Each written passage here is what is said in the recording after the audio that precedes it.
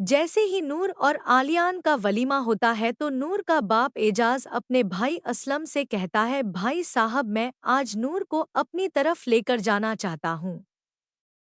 असलम जवाब देता है, हाँ कोई बात नहीं, तुम नूर को अपने पास ले जाओ। आलियान कल आकर उसे ले जाएगा। एजाज अपने भाई का शुक्रिया अदा करता है और नूर को अपने घर ले आता है। नूर बहुत खामोश थी, ना किसी से सही तरह बात कर रही थी। वह सीधा अपने कमरे में जाती है और जाकर रोने लगती है।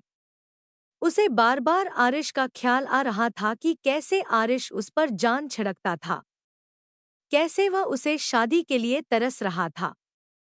उन्होंने मोहब्बत के कितने वादे किए थे, लेकिन सब कुछ एक ही रात में खत्म हो गया। नूर दिल में कहती है, नवेरा मैं तुम्हें कभी माफ नहीं करूंगी। तुम्हारी वजह से आज मैं किस किस्म की जिंदगी गुजारने पर मजबूर हूँ।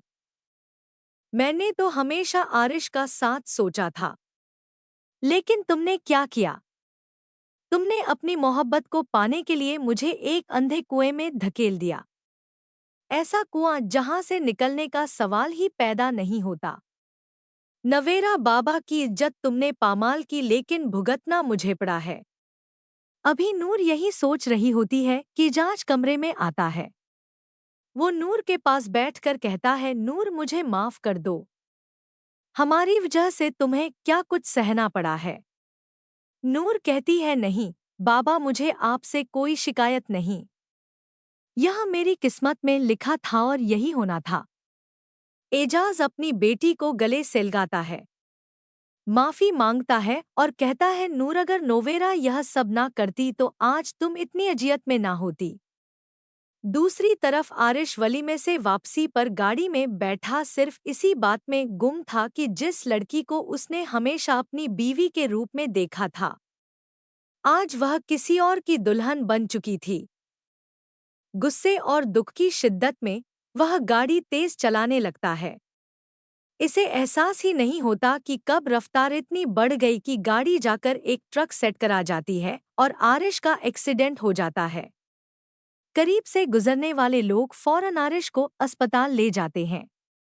अस्पताल वाले उसके घर वालों को फोन करके बताते हैं, आपके बेटे की हालत ठीक नहीं है, आप फौरन अस्पताल पहुंचे। आरिश की मां अपनी बेटी अनीला को फोन करती है और कहती है, अनीला तुम्हारे भाई का एक्सीडेंट हो गया है, फौरन अस्पताल पहुंचो। अनीला यह सुनते ही हक्का बक्का रह जाती है।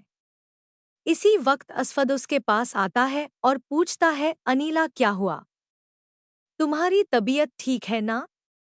अनीला रस्ती हुई आवाज में कहती है, असफद, आरिश का एक्सीडेंट हो गया है। यह बात पास ही खड़ी नूर भी सुन लेती है। उसकी आंखों से आंसू निकल पड़ते हैं, क्योंकि नूर तो बचपन से ही आरिश से मोहब्बत करती थी। वह दिल ही दिल में टूट चुकी थी, लेकिन अब वह अस्पताल जाने के काबिल नहीं थी, क्योंकि आज वह किसी और की बीवी बन चुकी थी। इधर दूसरी तरफ आहिल नुवेरा के लिए नाश्ता बनाकर लाता है। आहिल अंदरूनी तौर पर नवेरा को धोखा दे रहा था, लेकिन फिलहाल वह उसे खुश रख रहा था, क्योंकि वह सारा जेवर और पैसा हथियाने के बाद उसे छोड़ देना चाहता था। आहिल नुब्वेरा को जगाता है और कहता है, उठो नुब्वेरा, यह लो तुम्हारा नाश्ता। यह देखकर नुबैरा बहुत खुश हो जाती है और सोचती है, मैंने सही फैसला किया था। आहिल मुझसे बहुत मोहब्बत करता है, वह मेरी खुशी के लिए कुछ भी कर सकता है। लेकिन नुबैरा को इस बात का कोई अंदाजा नहीं था कि यह सब सिर्फ दिखावा है। आहिल के दिल में मोहब्बत नहीं, बल्कि सिर्फ लालच था। जैसे ही नुब्वेरा सारा माल दौलत उसके हवाले कर देगी, आहिल उसे छोड़